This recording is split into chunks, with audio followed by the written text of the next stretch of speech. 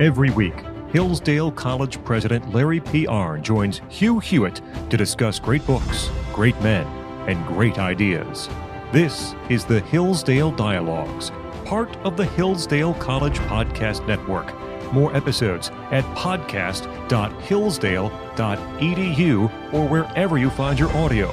Also at the Hillsdale College Podcast Network, check out the Radio Free Hillsdale Hour, the Hillsdale College K-12 Classical Education Podcast, The Larry P. Arnn Show, and more, all at podcast.hillsdale.edu.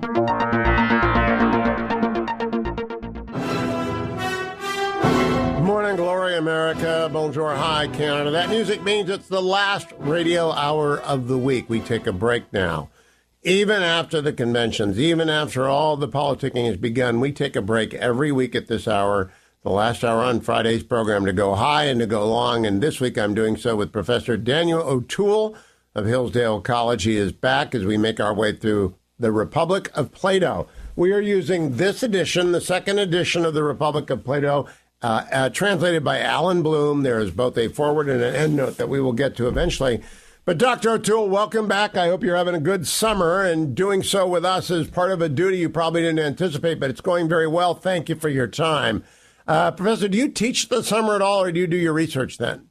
I typically don't teach over the summer. I sometimes do some reading groups with graduate students. My colleagues who teach over the summer all get burnt out, so I've learned from their experience to avoid it. Well, I talked to Justice Gorsuch this week, and I gave him a hard time because he has a new book called Overruled, and it makes the case that the administrative state has grown so vast that we really need the justices there 24/7, 365, striking down bad laws and regulations. He rejected that. He said that school teachers and justices need 2 months off. So I guess you're in the favored group. We don't get 2 months off on the radio. Daniel O'Toole, Vin Scully once taught me that the most important thing an announcer can do is set the score every 30 seconds. Let's set up where we are by the time we get to the end of book 2. And assume for a moment that no one heard anything. They can go back to hillsdale.edu. They can go hear the first 5 episodes that we've devoted to the Republic at hughforhillsdale.com. But let's assume no one's heard anything and they're driving to work. What is this book, and what are we talking about at the end of book 2? Awesome. Yeah. Well, we're talking about Plato's Republic, which is the most famous work of ancient philosophy, though it's not easy for people to say why exactly. I would say this: it is the work which tells us the most we need to know, both about our moral communal life, our commitments. We're political beings. It's the work that helps us think through our whole relationship to the political community, our moral obligations, and also the work that reveals to us that other side of our nature, our rational nature, our inquiring side, and asks us to think very clearly about their interrelation with each other. So we've been talking about the beginning of the Republic, where Socrates, the philosopher that Plato depicts as the lead interlocutor, leads 2 ambitious elites, aristocratic men, in constructing the most just city possible, a city in speech, the best possible regime. And it's an attempt to think through what would be required in order for political life to be fully just. That means for there to be a complete common good in politics, where everyone gets what's fitting for him while also being committed to serving the common good. Now, Professor O'Toole, I'm curious, is there any other book that is older than the Republic that seeks to establish the same question? We have, of course, Hebrew Scripture, the Old Testament, as we Christians call it, that reviews how Jews tried to govern themselves, had judges, had kings, had God, and it didn't work out. But it's not really a work of political theory. It's a work of theology. It's revelation. Anything else from the East or the West earlier than the Republic that tries to figure out the most perfect way of governing in order to achieve justice? Yeah, I think this is the first. I mean, the theme, of course, of justice and good rule comes up in poetry from Homer, in some Indian poetry. But as far as I can tell, I believe this is the first truly utopian work. The first work that tries to say, if we take the political passion to its natural extreme, if we realize what we want most fully and completely in political life, what would that look like? I think this is the first and still the greatest, and the fullest account of it. Now, when we left off, and people can go back and get the introduction in the first few weeks that Professor O'Toole and I did to sort of set the scene of who Socrates is and who he's talking to, we left off with a conversation about the guardians and about the education of guardians. Now, education is very much an issue in the 2024 presidential election. It's an issue almost every day in everyone's life, and parents are eagerly waiting for school to begin again as summer gets very long. So it's an issue in everyone's life, and we're talking about education in the second book of the first book ever about the governing of justice. Why is education so central to this dialogue? Good. Yeah, you could say education is the highest aspect of politics, and it's decisive. I mean, so education, if you're going to have a decent regime, you have to care about the education, that is, the moral and intellectual virtues that are developed by your citizens, especially the ruling elite, from childbirth on. And so politics always concerns education, the fundamental views and habits and character that you develop. And politics, in its highest aspirations, of course, seeks to educate the individual to a happy life. And that means to develop certain capacities and a certain understanding of the nature of things. I mean, one would like to think in the modern world where you can somehow depoliticize education. I think Plato's thought is that's completely impossible. All education is going to be political, is going to concern the regime. The regime is always going to be deeply concerned in the education of its citizens. So your task, unfortunately, is a very difficult one. You're going to have to get education correct. And you're also going to have to talk about theology, and you're going to have to talk about courage. Now, very, very early on, Socrates begins to talk about the gods with his interlocutor. When they talk about the gods, Daniel, what is the Greek understanding 500 years before Christ of how the universe is run and by whom? Yeah, good. So part of what Socrates is attempting to do is to think through what are the beliefs about the gods that men ought to have. And inevitably, that means he's going to challenge some of the traditional beliefs, which you ask about. I mean, what Socrates is going to attempt to do is reform the traditional Greek paganism, which is in many ways confused, because there's a kind of sense that the Greek gods, Zeus in particular, are enforcers of justice. They care for us, but also just reflecting the fact that the natural world is mysterious and hazardous and bizarre things happen. There's a sense that there are these divine forces out there which are ultimately mysterious and can cause us great misfortune. And so there's a kind of combination of a view that there are gods who are fundamentally providential and just and who love us and care for us, and gods who threaten us and we can't understand. And Socrates' attempt then is to suggest, well, what is it that we should believe about the gods? Now, that's a funny funny question. He's talking about the beliefs about the gods in terms of what he says, false stories, meaning tales, right? He recognizes that the stories from Homer and Hesiod, the great poets, have shaped how people believe and what they think about the gods.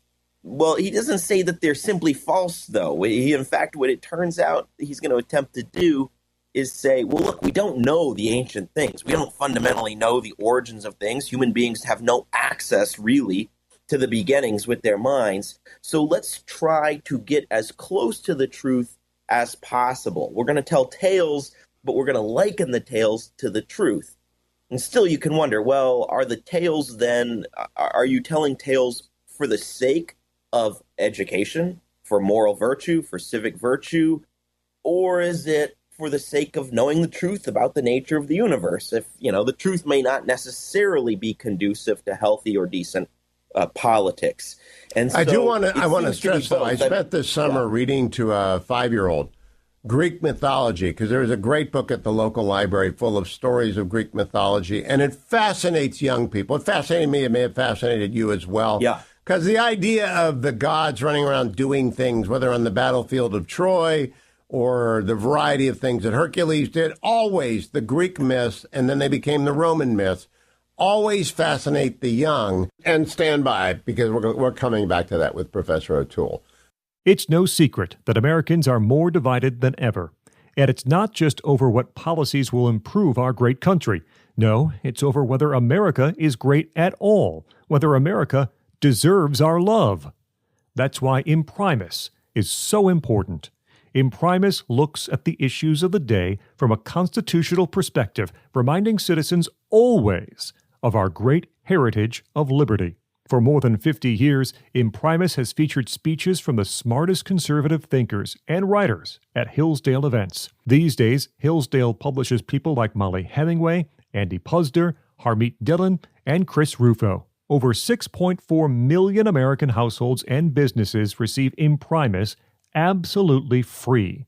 And I urge you to sign up for it today at no charge. To get your free lifetime subscription, go to hillsdale.edu/lifetime right now.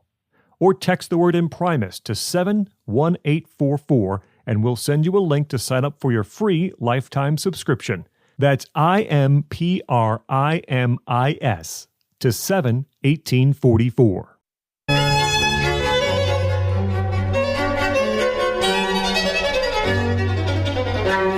Welcome back, America. I'm Hugh Hewitt. The Hillsdale Dialogue is underway. Professor Daniel O'Toole and I are deep into The Republic by Plato, and, well, there are some themes here that go through the entire book. And I assume that Socrates is conducting this dialogue in a world, in fact, they're on their way to a festival to celebrate a god, right? Yeah. Or he's leaving one when he's called to stop.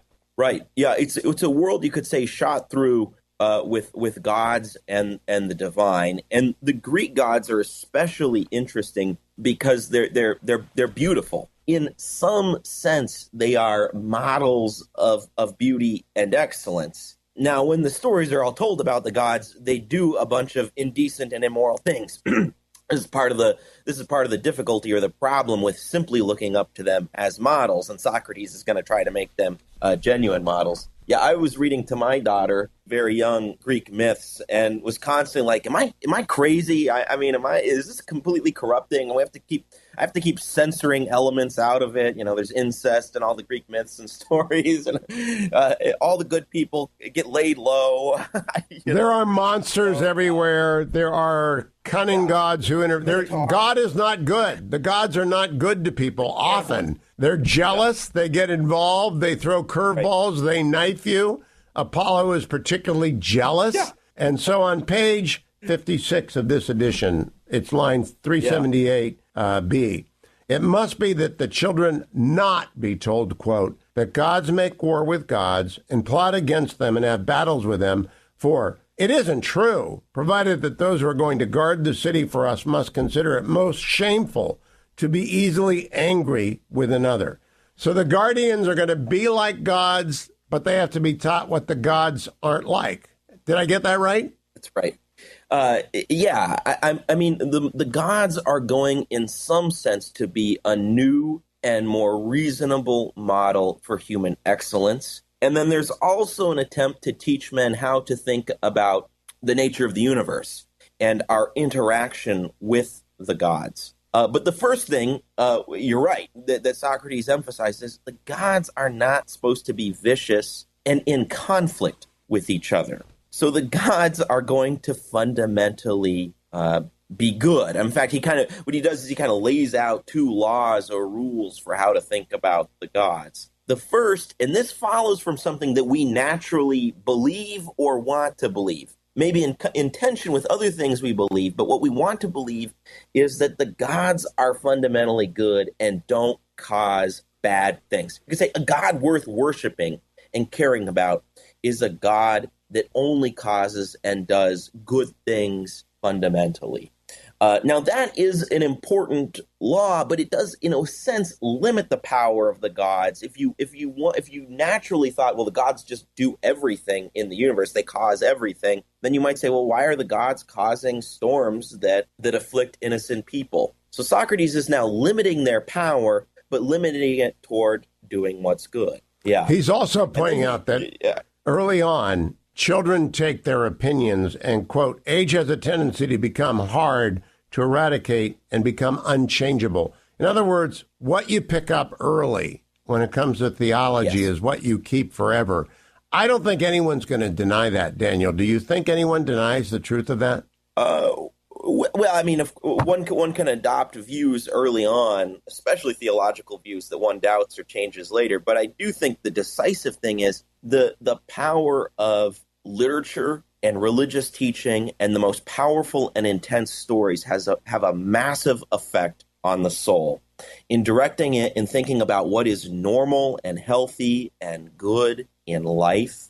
And in thinking about whether we're vulnerable or protected in the world. So I think this has a tremendous influence. And I actually think that in the modern world, to some extent, we deny this. And we partly deny it by suggesting that everyone should be free to determine what kind of literature and religious beliefs and poetic beliefs that their children should have. Of course, there's a lot of degenerate literature that's given to children, corrupting literature that's given to children. And we all sort of think, well, we have a right to do that, or parents have a right to do that, or schools have a right to do that. And you could say Plato is a helpful corrective. I mean, this part of the Republic is famously controversial because it involves such an intense regulation of what the young are taught and censorship.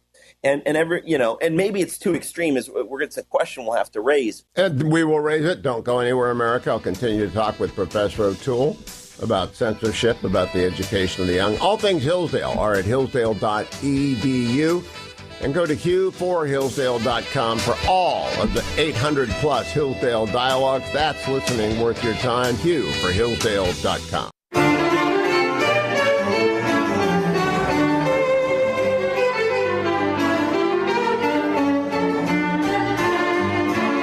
Welcome back, America. I'm Hugh Hewitt. The Hillsdale Dialogue is underway. Go to hillsdale.edu to get your free edition of Imprimis for all the video courses, and Hugh4Hillsdale.com for every one of the Hillsdale Dialogues. We're talking about literature, as we always tend to do during the Hillsdale Dialogue, today with Dr. Daniel O'Toole. What about literature here in the Republic, Daniel?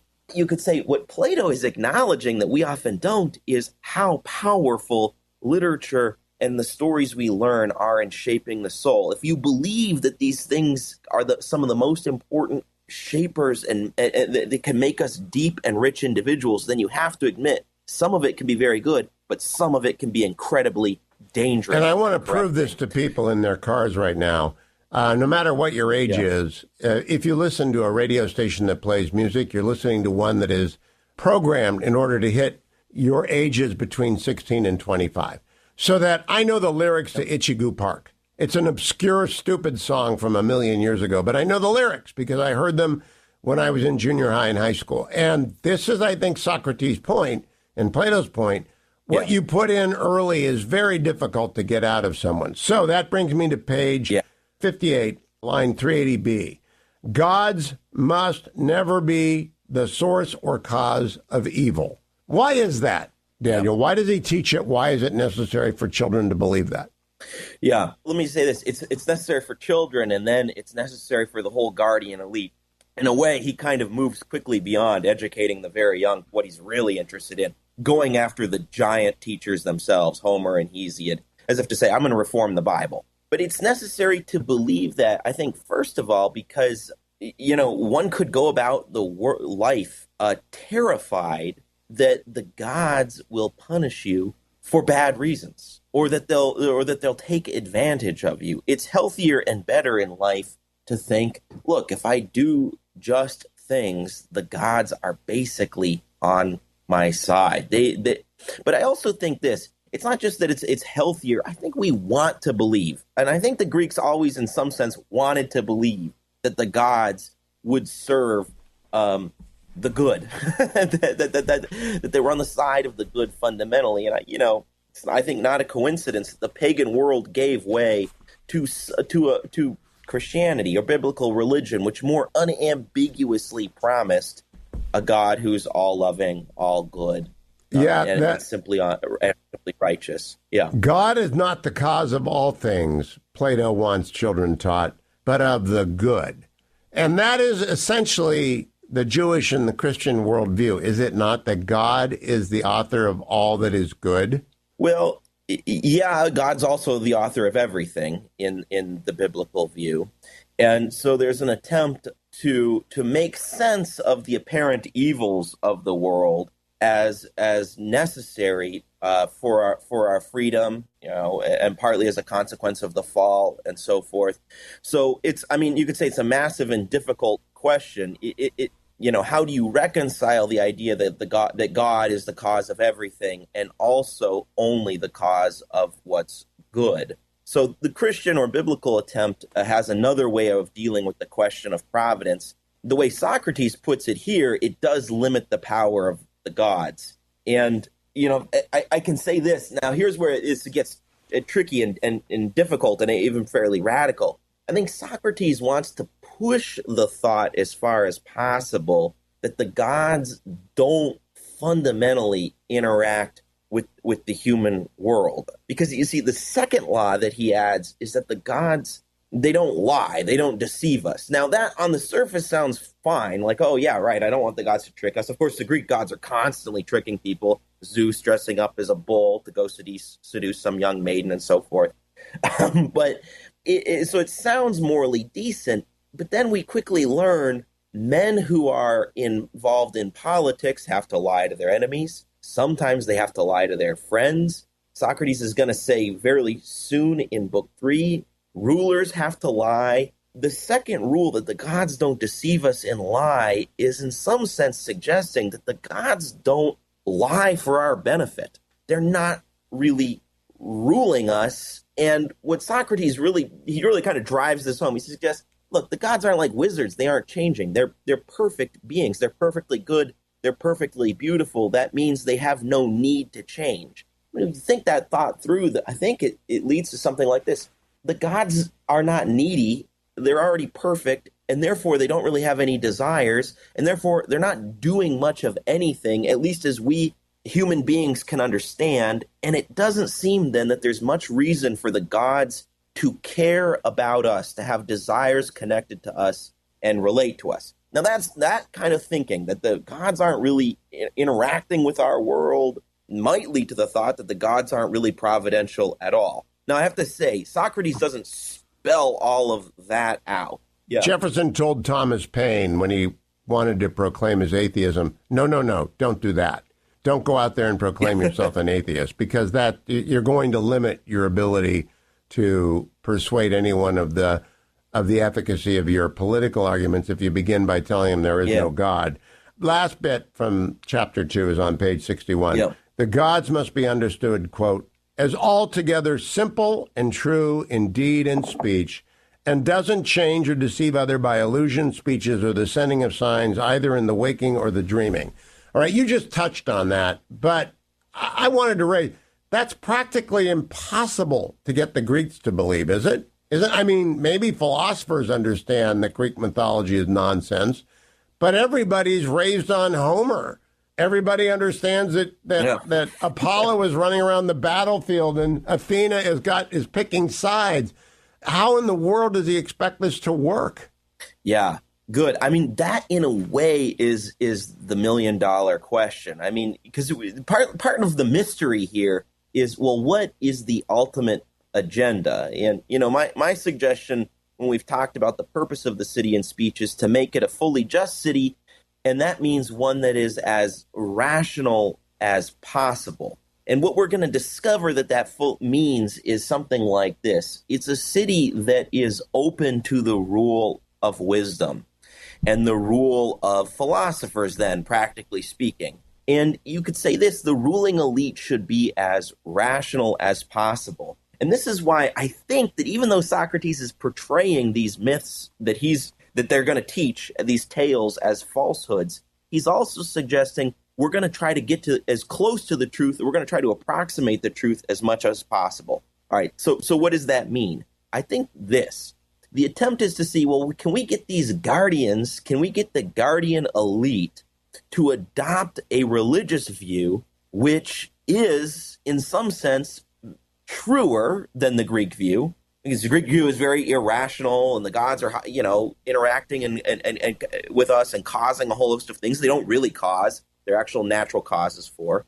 So the attempt is to say, how far can we go in getting them to adopt a rational or rationalistic view of the universe, and a rationalistic theology which doesn't stress so much divine interaction, but rather the gods simply as models of perfection, something to emulate and imitate, as opposed to something to beg for and ask for help or to be afraid of. So a highly rationalistic but austere religion. Yeah. Even if we don't believe it ourselves. Now, Daniel, I want to close. We got about 6 to 8 minutes here by opening up chapter 3, book 3. And I should ask you, how does it get divided into books? Because we're going to switch over from teaching the guardians about gods to teaching the guardians about heroes. Why the division that exists in these books? Is there a plan here? Yeah, I was talking with my one of my colleagues in classics about this. We don't exactly know. It seems that the ancient librarians divided up the books, and the divisions weren't original to Plato, but they make a certain sense. I mean, a lot of the divisions are quite sensible. The size of the books are roughly equal in length. So one question, one thought is, well, this is how much papyrus you had, and so they tried to make cuts at reasonable places. But here it is, I think, fair to say, the beginning of book 3 really does follow very naturally from the introduction of theology and education. And let's make sure we close by telling people they're going to run into a lot of Greek mythology and Greek references at the beginning of book 3. I had to keep my Edith Hamilton close at hand to talk about Hades, etc. Why do we begin there? Why is Plato so insistent that we get rid of the idea of hell? Because he's really hell on hell right here. He doesn't want anyone to talk about hell. Well, he's going after the biggest fish. It's very apparent. You see all the lines that Socrates is quoting from Homer, right? So the guy Socrates will later say is the educator of the Greeks, the poetic thinker who shaped above all how the Greeks thought about the gods, but also heroes, and hence about virtue and political life. That's Homer. And the suggestion here is that Homer's teachings about human excellence, especially in its highest form, which is the excellence of the heroes or children or descendants of gods, is fundamentally defective. And I would say defective because not wholly rational. And the first thing that he attempts to do is to reform, the beginning of this education, it's called the musical education about poetry, concerns the heroes. He talks much more about heroes than he does about normal human beings. And the education of the heroes starts with the thought, we need to change how men think about Hades, because the Homeric depiction is very grim. It's, the shades in Hades are basically gibbering nonsense. It's unclear exactly what this means, but one can get the sense that in Hades, you're just kind of mindless. It's like eternal dementia, which is almost as bad or potentially worse as just total oblivion. And that's terrifying. and it leads men to resist death, arguably, or to seek out the help from God so that the gods might give us some different kind of afterlife or immortality that isn't what men often suffer, which is this mindlessness in Hades. Hey there! Today I want to tell you about the Hillsdale K-12 Classical Education Podcast. This unique show explains how children benefit from an American classical education. Whether you're a teacher, student, or parent, you'll find something of value on the show. You'll hear from teachers and administrators from schools around the country, as well as Hillsdale professors and friends who are leading the effort to revive the American tradition of K-12 education. When you listen, you'll learn all about classical education, what it is, how to teach it, and why it matters today. And there are dozens of back episodes on specific topics, like teaching Singapore math, reading great books, and even understanding how athletics is critical to a child's development. Listen every Monday on podcast.hillsdale.edu. That's podcast.hillsdale.edu or wherever you find your audio. I want to close here, Daniel, on page 64, because I think Plato is very rarely direct with his reader. And I think at 387b, he's very direct when he says that boys and men must be free and accustomed to fearing slavery more than death. So if we were going to say, what is the objective of the education? It is to teach young boys who are going to become guardians to fear slavery more than dying.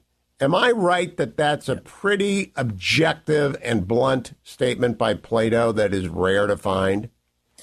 Well, it's one goal, I would say. It also isn't necessarily the final goal. I mean, it's one, and the most important on the surface goal here is we're educating these men to be tough warriors, and that means to defend their freedom. And of course, this discussion is the first and fullest discussion of what we often mean by liberal education, meaning an education to free men. And that means first and foremost a political freedom, which allows them the freedom to partake in politics and keep their city free. But also then it turns out, and this is where it's maybe only a provisional statement, to mean a kind of freedom from unruly passions and prejudices and hopes and fears, all of which are irrational or potentially irrational. What Socrates then goes on to say is we don't want them to be too hot or soft. And then he's going to bizarrely, after having gone through this whole musical education, then kind of announce, well, the real goal here is this is an education in beauty, meaning ultimately, I think, an education in learning about the beauty or nobility of the soul. I do have to say, by the way, really quickly, this is the leading defect of Bloom's translation is he likes to translate the key word for beauty or nobility, kalos, as fine or fair, which I think are two tame or quaint terms. So wherever you see the love of the fine, you should think really of beauty, moral and physical beauty, something that's truly admirable. Anyways, there's an attempt to shape the souls of the guardians to have a true love of beauty, including excellence of the soul. And as we discover, that's going to entail a highly, again, rational and austere a sense of beauty, so that men aren't thinking so much about death as something to avoid. You could just say it's an inevitable evil. They learn to accept it. And in fact, the suggestion is so radical that these guardians are going to become so austere and in control of themselves and moderate and courageous that they will not, supposedly, bemoan or wail the loss of a comrade or a brother or even a son. I mean, it's really striking and shocking when one has to get how far Socrates pushes this. You should not be somebody who wails against the nature of things such that you would bemoan the loss of your child. That, I think, is about the most radical statement one could make in suggesting let's get men to simply accept that death is a natural necessity in life, and it just happens, and there's misfortune. So it's also pretty, extreme. Not only radical, it's impossible, right, Daniel? It's impossible to get that. Absolutely. But it's of course, this is a thought experiment to see how far you can go in pushing this. And so I do think that Socrates, Socrates is seeing how far we can go in this sort of rationalist conception of morality and constantly asking us to wonder, could we really accept this degree of purging of our normal passions? And what in us and why is there something in us that rebels against that? And you could say it's his paradoxical way of showing us how intensely we want the gods to care for us, and especially to safeguard and protect what we care most about, our family. Right? Yeah, we will return to Book 3 next week. Do not do anything except focus on Book 3. We barely scratched the beginning of it here. It's a radical book, and we will be back at it. Professor Daniel O'Toole, thank you for joining me as always. All things Hillsdale are found at hillsdale.edu. Our previous conversations about the Republic are all collected at hughforhillsdale.com in reverse order, so go back about 6 or 7 weeks and you'll find the beginning interspersed with a couple of conversations with Dr. Larry Arnn. Adam, Harley, Dwayne, thanks to all of you. Thanks to all of you for listening. I'll be back next week on the next Hugh Hewitt Show. Thanks for listening to the Hillsdale Dialogues, part of the Hillsdale College Podcast Network.